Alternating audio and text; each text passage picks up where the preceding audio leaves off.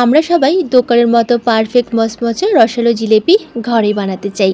কিভাবে বানালে জিলেপির ভেতরে পারফেক্টভাবে শিরা ঢুকবে, সেই সাথে সারাদিন ধরে মচমচে ভাব বজায় থাকবে, একটুও নরম হয়ে যাবে না, সেই গোপন টিপসগুলোই কিন্তু আজকে আমি তোমাদের সঙ্গে শেয়ার করব। পারফেক্ট জিলেপির সিক্রেট টিপসগুলি লুকিয়ে থাকে ময়দার গলার মধ্যে, যেটা আমরা অনেকেই জানি না। পুরো ভিডিওটি মনোযোগ দিয়ে দেখতে থাকো বন্ধুরা। আশা করছি আজকের পর থেকে কোনো রকমের সমস্যা ছাড়াই তোমরাও কিন্তু দোকানের মতো জিলেপি ঘরেই বানিয়ে নিতে পারবে। তাহলে চলো কথা না বাড়িয়ে আজকের রেসিপিটি শুরু করি। তো এই জিলেপি বানানোর জন্য প্রথমে আগে আমি চিনি শিরাটাকে তৈরি করে নেব। তার জন্য একটা কড়াইয়ের মধ্যে আমি নিয়ে নিলাম 1 কাপ চিনি। এবার ওই কাপেরই মাপ করে এখানে হাফ কাপ আমি জল দিয়ে দিলাম। এবার খুব ভালোভাবে একসাথে মিশিয়ে নিতে হবে। তো বন্ধুরা, আজকে কিন্তু একেবারেই আমি ঘরে থাকা সামান্য কয়েকটা উপকরণ দিয়ে একেবারে দোকানের মতো জিলিপি বানিয়ে দেখাবো। অবশ্যই কিন্তু প্রথম থেকে শেষ অবধি পুরো ভিডিওটি দেখো।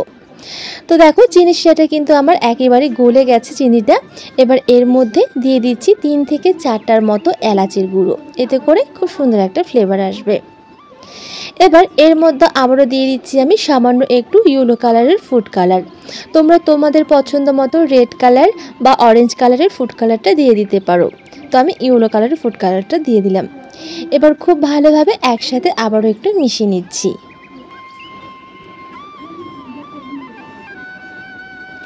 সমস্ত কিছু খুব ভালোভাবে মিশে না হয়ে গেলে এবার এর মধ্যে দিয়ে দিচ্ছি 1 চামচের মতো লেবুর রস। আর এই লেবুর রসটা দেওয়ার কারণে কিন্তু চিনি শিরাটা জমাট বেঁধে যাবে না। এবার আমি আবারও 1 থেকে 2 মিনিটের মতো চিনি শিরাটাকে জাল করে একটু ঘন করে নেব।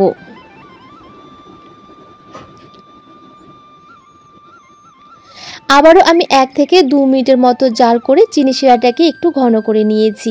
এবার হাত দিয়ে একটু এভাবে চেক করবে, যদি দেখো যে এরকম একটু চিটচিটে হয়ে গেছে, তাহলে বুঝে নিতে হবে চিনি শিরাটা একদমই তৈরি।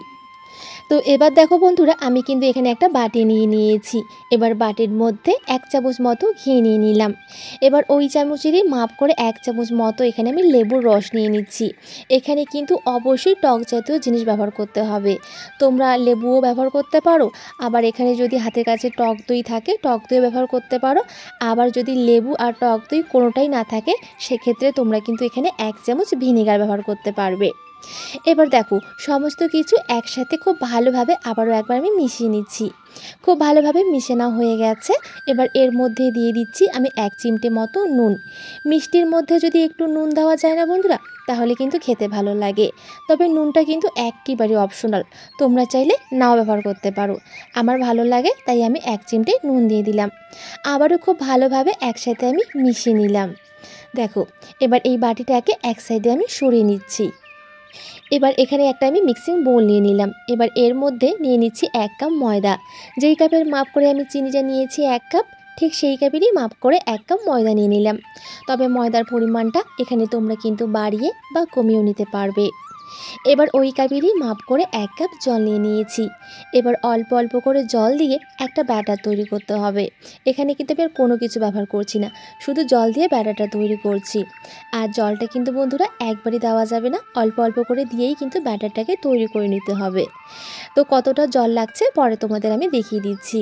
তো বন্ধুরা, আজকে যদি আমার চ্যানেলে কোনো নতুন বন্ধু এসে থাকো, তাহলে কিন্তু অবশ্যই একটা লাইক দিয়ে আমার চ্যানেলটিকে সাবস্ক্রাইব করে নেওয়ার অনুরোধ থাকলো। তো দেখো, এখানে কিন্তু আমি 1 কাপ নিয়েছি, তো সেখান থেকে কিন্তু আমার 3 ভাগ জল লেগেছে, মানে 4 ভাগের 3 ভাগ জল লেগেছে, আর 1 ভাগ জল কিন্তু আমার লাগেনি।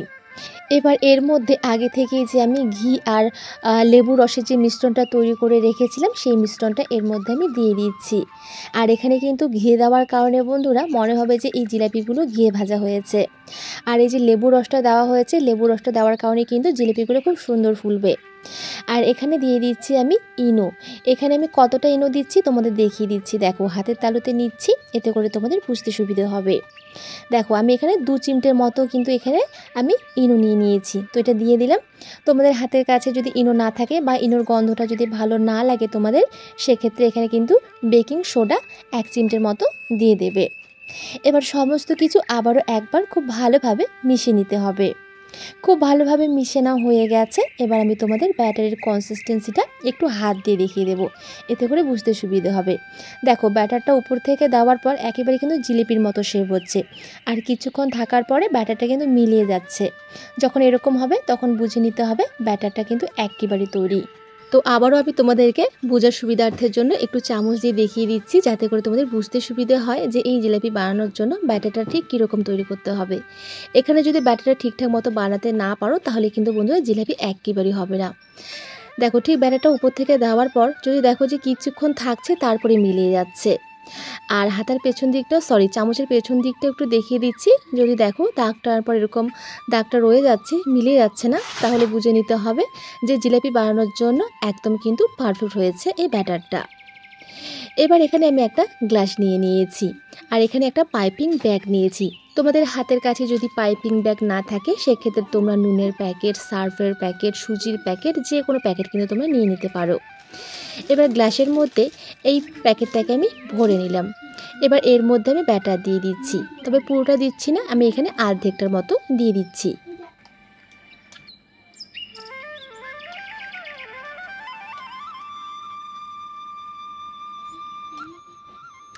এবার একটা রাবার দিয়ে আমি খুব ভালোভাবে এটাকে আটকে দেব।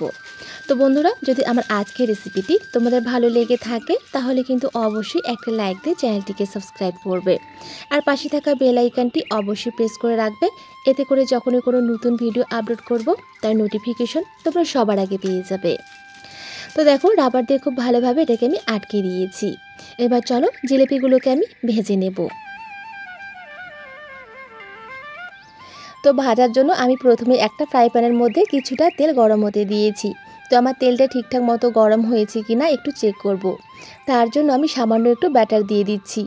যদি দেখো যে ব্যাটারটা দেওয়ার সঙ্গে সঙ্গে তেলের উপরে ভেসে উঠছে তাহলে বুঝে নিতে হবে তেলটা খুব ভালো মতো গরম হয়ে গেছে। এবার আমি জিলাপিগুলোকে ভেজে নেব। তার আগে এই যে পাইপিং ব্যাগের যে সামনের দিকটা রয়েছে এটাকে একটা কাঁচি দিয়ে কেটে নিতে হবে। তো এখানে তোমরা জিলাপিটা মোটা বা সরু যেরকম বানাবে সেরকমভাবেই কিন্তু কেটে নিতে হবে। তো আজকের জিলাপিটা আমি কিন্তু একটু চিকন টাইপের করব, তার জন্য আমি সামান্য একটু কেটে নিলাম। এবার ঠিক এরকম গোল গোল করে আমি কিন্তু দিয়ে দিচ্ছি। তবে প্রথমে যখন জিলাপি বানাবে বন্ধুরা তখন কিন্তু একটু অসুবিধে হবে, তবে দু একবার যখন বানাবে না তখন দেখবে খুব সুন্দরভাবেই তোমরা কিন্তু জিলাপি শেপগুলো করতে পারবে। তো আমি ঠিক এরকম করে গোল গোল করে কিন্তু দিয়ে দিচ্ছি। আর দেখো দেওয়ার কিছুক্ষণ বাদেই কিন্তু তেলের উপরে খুব সুন্দরভাবে ভেসে উঠছে। আর জিলাপি ভাজার সময় বন্ধুরা এরকম একটা ছড়ানো পাত্র নেবে, এতে করে একসাথে তোমরা কিন্তু অনেকগুলো জিলাপি ভেজে নিতে পারবে। তো যখন দেখবে জিলাপিগুলো তেলের উপরে খুব সুন্দরভাবে ভেসে উঠেছে তখন এগুলোকে আমি উল্টে দিচ্ছি।